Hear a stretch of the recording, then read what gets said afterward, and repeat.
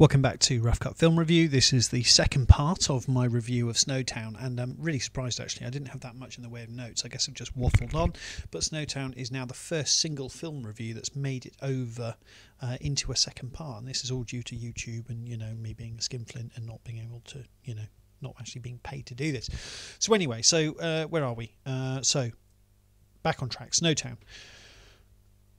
So I always try and see a film in a single sitting because I think that's the fairest way to do it. You've got to take it all in as one. You can't just watch 5 minutes of a film, come back to it later. You lose all the impact.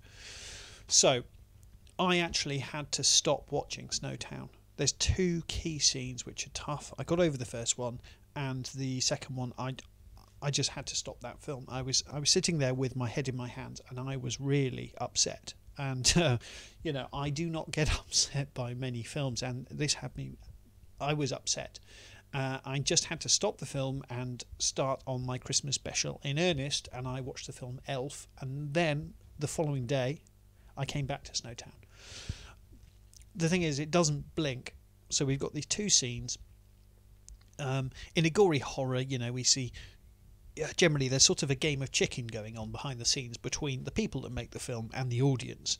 There's this, you know, who blinks first kind of thing going on, and Snowtown does not blink. And by that I mean, in a lot of films, at the key scenes, you know, the sort of the money shot, the camera will turn away, or it'll cop out slightly, or just something to save the audience from seeing this.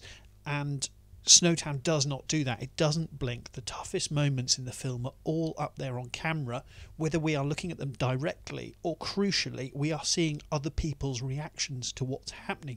And one of the most harrowing scenes was, you know, obviously this is a film about murders, the clues in the title, somebody is getting murdered, and there is the 16-year-old standing in the corridor away from the room where the bad stuff is happening, and the camera is focused on the kid. And we can see his reaction to what's happening, and it is some of the best acting I've probably ever seen. Absolutely incredible. I mean, this is so tough. I actually looked this up on the BBFC website, and it made it through censorship.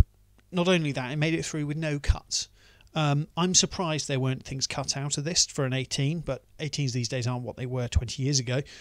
But the BBFC actually described this rather succinctly. So they say, contains strong sadistic violence and a sense of a scene of sexual violence. And that's pretty much it summed up. They're the two scenes. After watching this, I really had to have a sit down and a cup of tea. I might now watch, you know, Disney's Aladdin and maybe scour myself with the Brillo pad in the bath in boiling water. This isn't, crucially though, this is not shock torture porn. This is, the emotions here are very, very real. It's not hostile. It's more Shane Meadows in terms of the way the film is made. The impact of the violence comes from the power of the characters, our relationship, the viewer's relationship with the characters. So it's incredibly disturbing. There were 11 real murders in, you know, real life. There were 11 murders. They found 11 bodies, most of them in barrels, in an abandoned bank. It was actually. Now, there's nothing in there for gore's sake. Once the film gets its shock, it then retreats back. We don't see 11 increasingly bloody murders as we would in Saw. We don't see that. We see one horrific one, and then, you know, we sort of poodle along to the second one. You feel awful because you know what's coming, and you think, oh, blimey, that bloke, he looks like a nice normal chap. And it then pulls, it knows when to just retreat. But we get the sense of dread of what's coming. The door closes, and that's all we need to see. We don't need another horrific scene, and that's just absolutely brilliant filmmaking. So, do I like this film? That very surprisingly difficult question. No, I don't like this film. Who would I recommend this film to? I don't know. But I do know it's a really, really good film. And, you know, watching horror films, occasionally I'll think, you know, would I murder someone? Could I be a murderer? Would I do that? And having watched Snowtown, absolutely not. I am a wuss, and I could not kill anybody, or even a poodle, a woodlouse. Whatever it is, I can't kill it. So it's an excellent film. It really has an impact, and I'm you know, I see a lot of films and very jaded, and this absolutely had an impact. It's excellently made, excellently played, and whether you like it too or not, it really lingers after you've seen it. And this is really absolutely a film to get people talking. I'm sure there's some very negative reviews about this, saying it's just gross for gross sake, but I'd absolutely say that it isn't.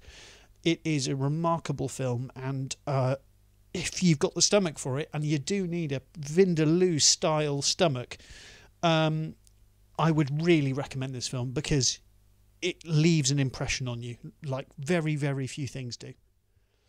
Congrats.